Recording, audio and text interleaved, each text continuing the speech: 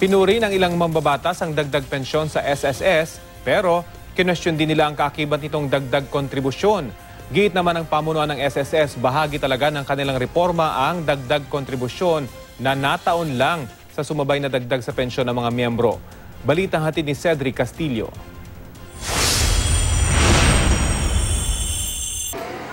Tanong ni Rogelio Alvero sa Social Security System o SSS kung pwedeng ilipat sa kanya ang pensyon ng kanyang yumaong asawa. 4,000 piso rin kasi ito at malaking tulong daw kung madaragdag sa pensyon niyang 3,000 piso. Sa ngayon ang 3,000 sa gamot lang.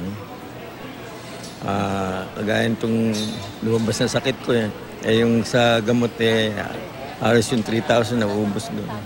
Kaya laking pasalamat niya nang mabalitaan ang 1,000 paunang dagdag pensyon.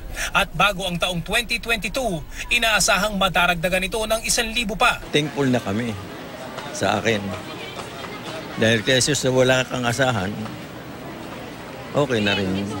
Pinuri ng mga mambabatas ang pag-aproba ni Pangulong Duterte sa pension hike. Pero kinuwestiyon ng ilan ang kaakibat nitong dagdag kontribusyon. Kung epektibo ngayong buwan ang dagdag na 1,000 pesos sa pensyon, sa darating na Mayo, tataasan naman ng 1.5% ang contribution ng bawat SSS member. Sa computation ng SSS, hindi raw mamimiligro ang pondo nito at tatagal pang araw ng lampas 20 taon.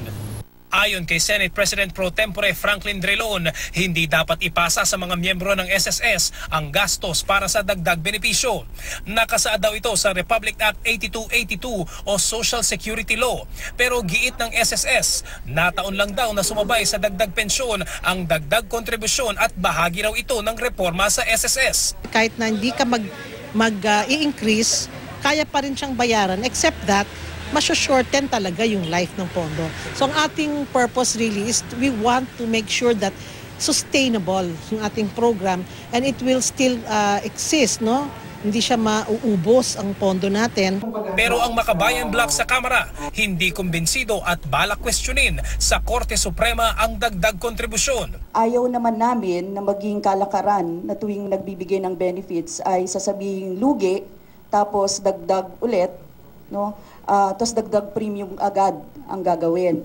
Tingin naman ni Senador Bam Aquino na chairman ng Senate Committee on Trade and Commerce, dapat kinonsulta rin ang sektor ng mga employer. Sana yung SSS rin makinig rin dun sa kanilang konsultasyon sa mga employers at employees organizations dahil medyo nagulat rin ako na merong ganun palang pagtaas ng premium na parang hindi naman na pag-uusapan noon. Wala pang naitatakdang hatian ng employer at employee sa bagong contribution rate na tinaasan ng 1.5%.